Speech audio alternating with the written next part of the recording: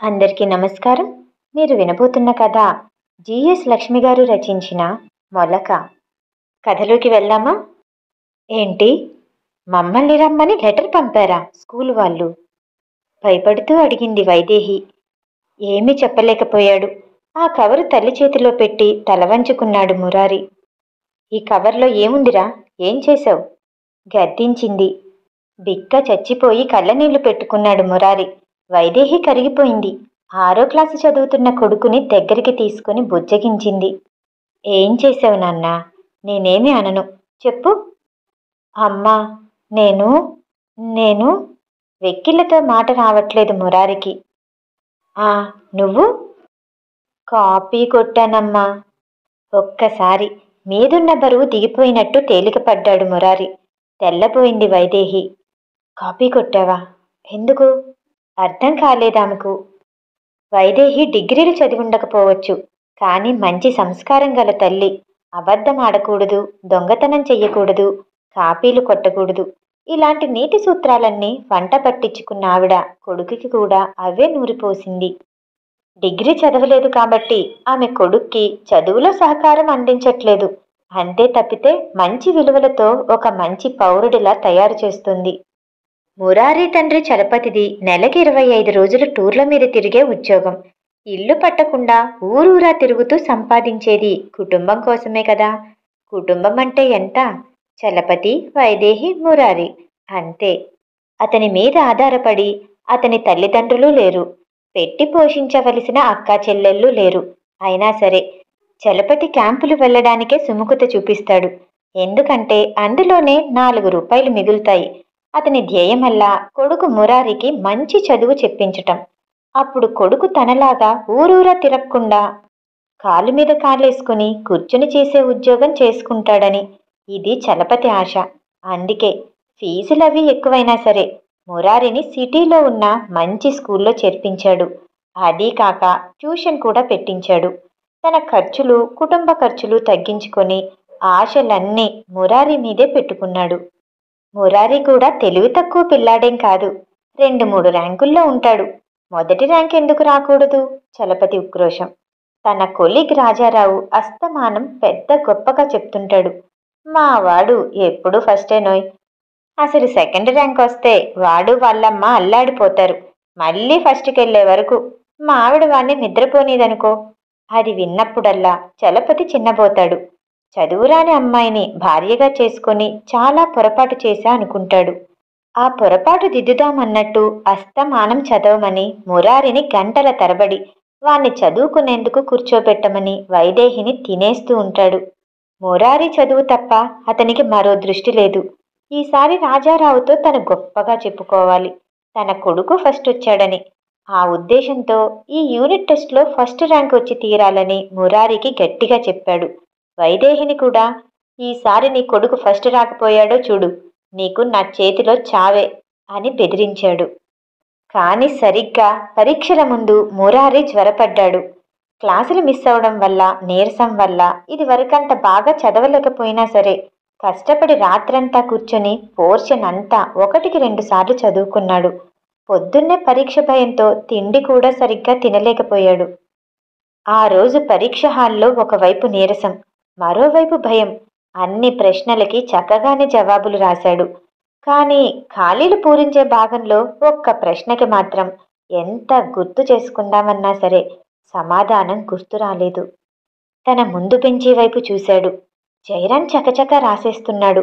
కంగారు పడ్డాడు మురారి. తనకెప్పుడు చదువులో పోటీ జైరామే. ఎప్పుడూ తన తర్వాతే ఉండేవాడు. ఇప్పుడు తన్ని దాటి ముందుకెళ్ళిపోతాడేమో. జాగ్రత్తగా ముందుకు వంగి చూశాడు. ఖాళీలు పూరిస్తున్నాడు జైరాం. అందులోదే ఒకటి గుర్తు రాలేదు మురారికి. మరి కాస్త వంగితే కనబడుతుంది. ఛీ, కాపీ కొట్టడమా? వెనక్కి తగ్గాడు. వెధవా వెధవాని, నీకోసం తిండి తిప్పలు లేకుండా 24 గంటలు రోడ్లట్టుకుని తిరుగుతున్నాన్రా. నీడ పట్టున కూర్చొని చదివి పరీక్ష రాయిరా అంటే నీకేమొచ్చింది మాయరోగం?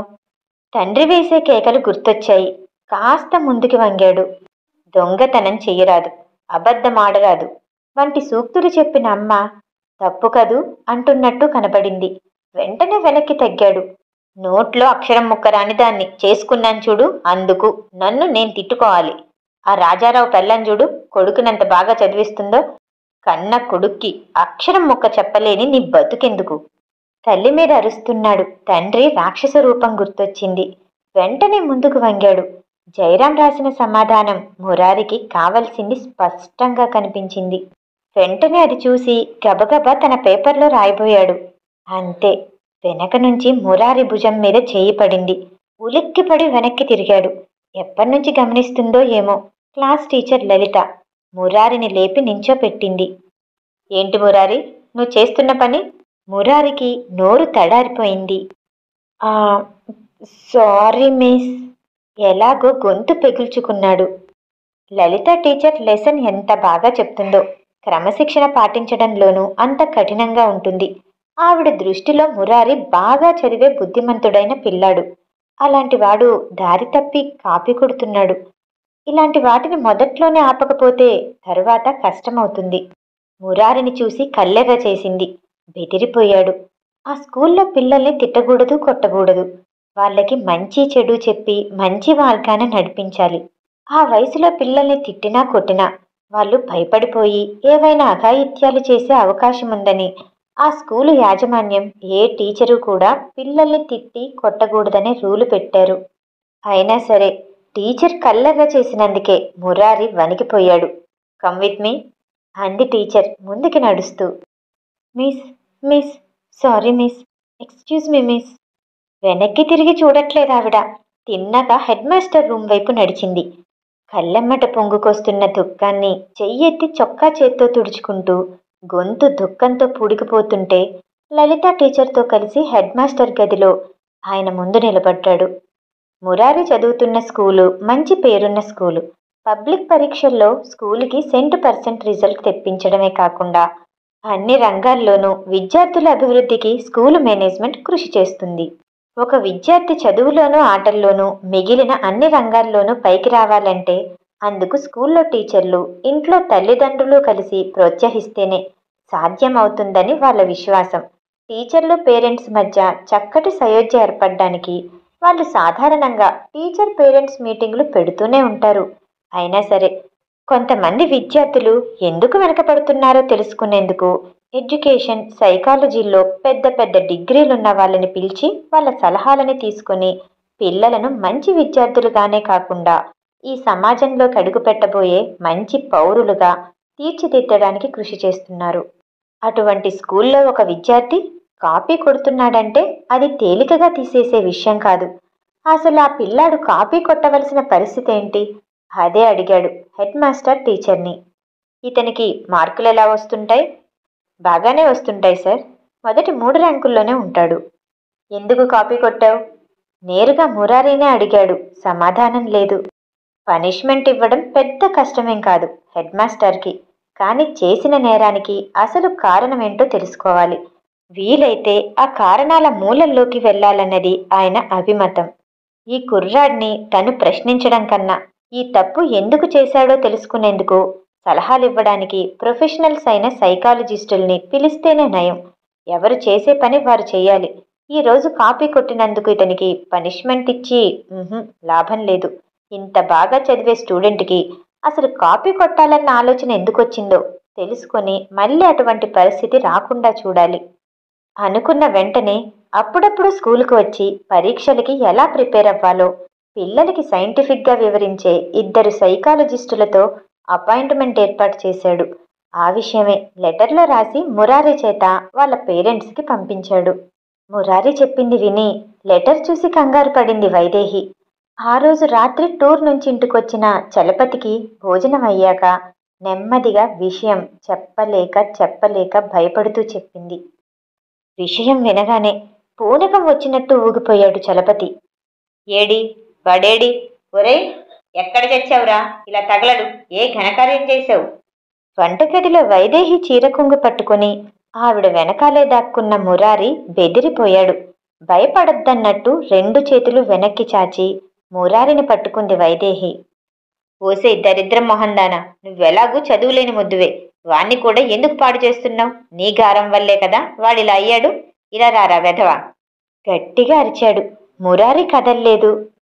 ఓరే అమ్మకూచి, అమ్మని వదిలి ఇలా వస్తావా, లేకపోతే దానికి 2 తగిలించనా?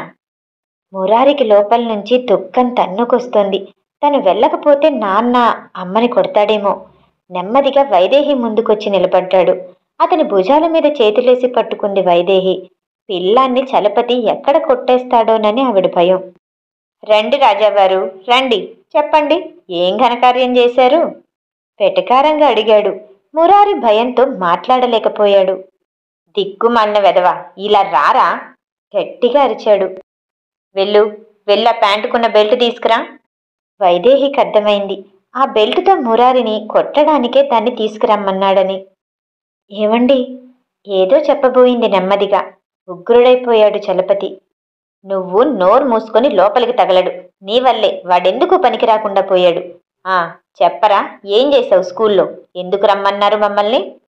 మురారికి భయంతో నోటమ్మట మాట రాలేదు. చెప్పు, ఎవరినైనా కొట్టావా? ఏదైనా పగలగొట్టావా? చేతి చుట్టూ బెల్ట్ చుట్టుకుంటూ అడిగాడు. నేను నేను నేను పరీక్షల్లో కాపీ కొట్టాను, తెల్లబోయాడు చలపతి. కాపీ కొట్టావా? కాపీ కొడుతూ పట్టుబడ్డావా? ఓరి వెధవా, కాపీ కొట్టడం కూడా రానివాడివి రేపొద్దున్న ఎందుకు పనికొస్తావు? నువ్వేదో మర్డర్ చేసినట్టు వాళ్ళంతా పంచాయతీ పెడతారా? ఇంతా చేసి కొట్టింది కాపీనా? ఏది ఆ చేపట్టు. అమ్మా! ఆ అరుపుతో వంటింట్లో గోడ కానుకొని కూలబడిన వైదేహి తల్లడిల్లిపోయింది. 12 ఏళ్ల పిల్లాడిని అందరూ కలిసి ఎంతగా బాధ పెడుతున్నారో చూస్తుంటే ఆవిడికి గుండెల్లోంచి బాధ తన్నుకొచ్చింది. ఒకవైపు తప్పు పనులు చేయకూడదని తను చెప్పిన నీతి సూత్రాలు, మరోవైపు ఇష్టం లేకుండా మనసుని చంపుకొని మార్కుల కోసం తప్పు పని చేసినందుకు పడిన బాధే కాకుండా తప్పు చేసినందుకు పట్టుపడి అందరి చేత దోషిలా చూడబడుతూ మిగిలిన పిల్లలందరి ముందు చిన్నపోవడం అనేది చిన్న విషయం కాదు. అవన్నీ కాక ఆ చేసిన తప్పు సరిగ్గా చేయలేదని తండ్రి చేత దెబ్బలు, 4 వైపులా 4 రకాల మనస్తత్వాలు. ఇలాంటి మనుషుల మధ్య నలిగిపోతున్న పిల్లాడి మానసిక స్థితి ఎలా ఉంటుంది? ఎవరు చేరదీసి ఓదారుస్తారు? వెంటనే లేచి ముందు గదిలోకి వెళ్ళి మురారిని చలపతి చేతుల్లోంచి తప్పించింది. హక్కున చేర్చుకుంది. వచ్చావా ఆపద్బాంధవి, నీవల్లే వాడిలా తయారయ్యాడు. ఇంకా బాగా వేమన పద్యాలు, సుమతి శతకాలు వంటబట్టించు. ఎందుకు పనికి రాకుండా తయారవుతాడు. ఆఖరికి చిచి, కాపీ కొట్టడం కూడా సరిగ్గా చేతకాదు. వైదేహి మురారిని తీసుకొని వంటగదిలోకి వెళ్ళిపోయింది.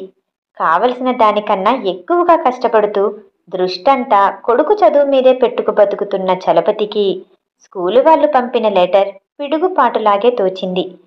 ఏమీ చెయ్యలేని అసక్తత, అనుకున్నది చెయ్యలేకపోతున్నానన్న ఉడుకుమోత్తనం ఆ రాత్రంతా అతని నోటికి అడ్డు ఆపు లేకుండా చేశాయి.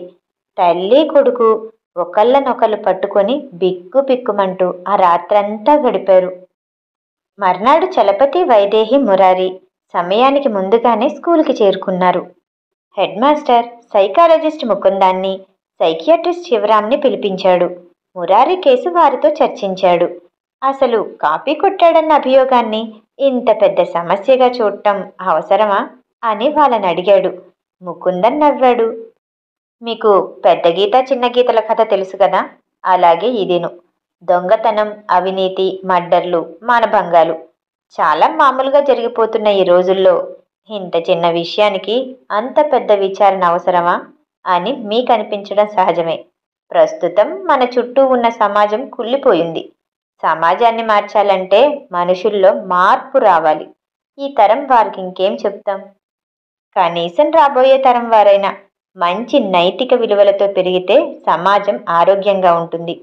ప్రస్తుతం ఈ అబ్బాయి కాపీ మాత్రమే కొట్టాడు. దాన్ని మనం చూసి చూడనట్లు వదిలేస్తే రేపొద్దున్న ఇన్విజిలేటర్ ఎదురుగానే పుస్తకం ఎదురుగా పెట్టుకుని రాయొచ్చు. ఇప్పుడు టీవీలలోనే ఏం చూపిస్తున్నారు? తల్లిని తండ్రిని పూచిక పుల్లల్లా ఏరిపడేస్తున్నారు. కాలేజీలో లెక్చరర్స్ని స్టూడెంట్స్ ఏడిపిస్తున్నట్టు చూపిస్తున్నారు. అమ్మ, నాన్న, గురువు అంటే గౌరవం లేదు. దానికి తోడు తల్లిదండ్రుల్లో కూడా ఉన్న ఒక్క కొడుకు కూతురు డాక్టరో ఇంజనీరో అవ్వాలన్న ఆశ ఆ పిల్లల బాల్యాన్ని తినేస్తోంది. సమాజానికి పునాది అయిన కుటుంబానికే బీట పడుతుంటే మరి ముందు రాబోయే సమాజం ఎలా ఉంటుంది? మరిప్పుడు మనమేం చెయ్యాలంటారు? హెచ్ఎం అడిగారు. ముందు మేము ఆ అబ్బాయితో మాట్లాడితే గాని ఏమీ చెప్పలేం. ఒక పని చేద్దాం. నేను శివరాం ఆ అబ్బాయితో పక్క గదిలోకెళ్ళి మాట్లాడతాం. మిమ్మల్ని వాళ్ళమ్మా నాన్నని చూసి అతను మనసు విప్పి మాట్లాడకపోవచ్చు. మేం స్నేహితుల్లా అతనితో కాస్త చనువుగా మాట్లాడి అసలు విషయం రాబడతాం. ముకుందం చెప్పాడు. సరే అయితే ఆ రూంలో మైక్రోఫోన్ ఏర్పాటు చేయిస్తాను. నేను లలిత టీచర్, మురారి తల్లిదండ్రి ఇక్కడే ఆఫీస్ రూంలోనే కూర్చుంటాం. మీరు అతనితో మాట్లాడండి అంటూ హెడ్ మాస్టర్ ఆ ఏర్పాట్లన్నీ చేయించారు. మురారిని పరిశీలనగా చూశారు వాళ్ళిద్దరూ. వయసుకి సరిపడా ఎత్తు లావుతో ఉన్నాడు. తల చక్కగా పాపిడి తీసుకుని దువ్వుకున్నాడు. కాళ్ళు రెండూ దగ్గరికి పెట్టుకుని చేతులు రెండూ కట్టుకుని బుద్ధిగా కూర్చున్నాడు. కళ్ళల్లో తెలియని భయం కనపడుతుంది. నీ పేరేంటోయ్? చాలా మామూలుగా అడిగాడు ముకుందం. మురారండి. నీకు క్లాస్లో ఎంతమంది ఫ్రెండ్స్ ఉన్నారు? అందరూ ఫ్రెండ్సేనండి. అంటే నీకందరూ నచ్చుతారా? అర్థం కాలేదు మురారికి. క్లాసులో అందరూ నీకిష్టమేనా? మరోలా అడిగాడు ముకుందం. అంటే ఒకరిద్దరంటే ఇష్టం లేదండి. ఏం? ఎందుకని? వాళ్ళు ఎక్కువగా సినిమా కబుర్లు చెప్పుకుంటారండి. అవి నాకు తెలియవు కదండి. మళ్ళీ పక్క వాళ్ళ మీద టీచర్కి చాడీలు చెప్తారండి. మరి వాళ్ళతో ఎప్పుడైనా దెబ్బలాడావా? లేదండి. ఏం? ఎందుకు దెబ్బలాడలేదు? శివరాం అడిగాడు. మాట్లాడలేదు మురారి. ఏ? వాళ్ళు నిన్ను కొడతారనా? మళ్ళీ అడిగాడు శివరాం. కాదండి. మరి? మా అమ్మ చెప్పిందండి. మన చుట్టూ ఎవరూ చెడ్డ మనుషులుండరు, అందరూ మంచివాళ్లే అని. మరి ఈ చెడ్డవాళ్ల మాట మీ అమ్మతో చెప్పలేదా? చెప్పానండి. ఏమన్నారు? ప్రతి మనిషిలోనూ మంచి చెడ్డ రెండూ ఉంటాయి. ఎదుటి మనిషితో మాట్లాడేటప్పుడు వాళ్ళలోని మంచి గుణం ఏదో గుర్తుంచి అది నేర్చుకునేందుకు ప్రయత్నించాలి. చెడుంటే దానివైపు వెళ్ళకూడదు అని చెప్పిందండి. సరే, వాళ్ళల్లో నువ్వు చూసిన మంచి గుణాలేంటి? శివ బొమ్మలు బాగా వేస్తాడండి. వాడి దగ్గర బొమ్మలెలా వేయాలో నేర్చుకున్నాను. నాకు బయాలజీ రికార్డుకి మంచి మార్కులు వస్తున్నాయండి. ముకుందం శివరాం ఒకరి ముఖాలు ఒకరు చూసుకున్నారు. 12 ఏళ్ల పిల్లవాడు ఎంత చక్కటి విలువలు నేర్చుకున్నాడు. నిజంగా మురారి తల్లికి చెయ్యెత్తి నమస్కరించవచ్చు అనుకున్నారు వాళ్ళిద్దరూ. నెమ్మదిగా పాయింట్కొచ్చారు. జయరాం కూడా నీ ఫ్రెండేనా? చాలా మంచి ఫ్రెండ్ అండి. ఎప్పుడైనా దెబ్బలాడుకున్నారా? అదే నోట్సుల గురించి దాని గురించి? లేదండి. నేనేదైనా రాయడం మిస్ అయితే వాడిస్తాడు, వాడేదైనా మిస్ అయితే నేనిస్తాను. ర్యాంకులు ఎలా వస్తుంటాయి మీ ఇద్దరికి? ఎక్కువ తేడాలుండవండి. అంత పెద్ద సైకాలజిస్ట్కే అర్థం కాలేదు. ఇంత సూటిగా స్పష్టంగా దృఢ విశ్వాసంతో సమాధానాలు చెప్తున్న ఈ అబ్బాయి కాపీ కొట్టడమేంటా అని. ఒకవేళ టీచర్ ఏమైనా పొరపాటు పడిందా? అదే సూటిగా అడిగారు. నువ్వు జైరాం పేపర్ చూసి కాపీ కొడుతున్నట్టు మీ టీచర్ చెప్పారు. అది అబద్ధమా? లేదండి. లలిత టీచర్ అబద్ధం చెప్పరండి. అంటే నీకన్నీ తెలిసే చేశావన్నమాట. మురారి తలంచుకున్నాడు. తప్పని తెలిసి ఎందుకు చేశావు? నువ్వు రాసిన దానికే. నువ్వు క్లాసులో మొదటి 3 ర్యాంకుల్లో వచ్చే అవకాశం ఉంది. అవునా? మళ్ళీ తలూపాడు మురారి. మరెందుకు కాపీ కొట్టావు? ఫస్ట్ ర్యాంకు కోసమండి. ఫస్ట్ ర్యాంకా? ఎందుకు? ఇదేమి హాఫ్ ఇయర్లీనో యాన్యువల్ ఎగ్జామో కాదు కదా, యూనిట్ టెస్టులు. ఫస్ట్ ర్యాంకు కోసం అంత పట్టెందుకు? నాకు ఫస్ట్ ర్యాంకు రాకపోతే మా నాన్న మా అమ్మని కొడతాడండి. అందుకు. తడబడింది మురారి గొంతు. అది చెప్తుండగానే చప్పున కళ్ళల్లోకి నీళ్ళొచ్చేశాయి. అదిమి పట్టిన దుఃఖం గొంతు వరకు వచ్చి మాటని అడ్డుకుంది. తెల్లబోయారు అడిగిన ఇద్దరు. పక్క రూములో కూర్చొని వింటున్న వాళ్ళు కూడా అదే పరిస్థితిలో ఉన్నారు. పక్క రూములో ఉన్న వైదేహి వెక్కిళ్ళు వినపడకుండా పమిట చెంగు నోటికడ్డు పెట్టుకుంది. కొడుకు పడిన మానసిక క్షోభ అర్థమై చలపతిలోనూ తండ్రి హృదయం తల్లడిల్లిపోయింది. విషయం తెలిసిన హెచ్ఎం, క్లాస్ టీచర్ అసలు రోగమేమిటో తెలుసుకొని తెల్లబోయారు. వెళ్తూ వెళ్తూ సైకాలజిస్ట్ ముకుందం, సైకియాట్రిస్ట్ శివరాం కూడా మురారికి ఏ కౌన్సిలింగ్ అవసరం లేదని, అసలు దాని అవసరం మురారి తండ్రి అయిన చలపతికుందని అతన్ని కౌన్సిలింగ్కి రికమెండ్ చేశారు. కథ సమాప్తం. ఈ కథ వినటం మీకు నచ్చినట్టయితే లైక్ చేసి సబ్స్క్రైబ్ చేయండి. మళ్ళీ రేపు కలుద్దాం. నమస్తే.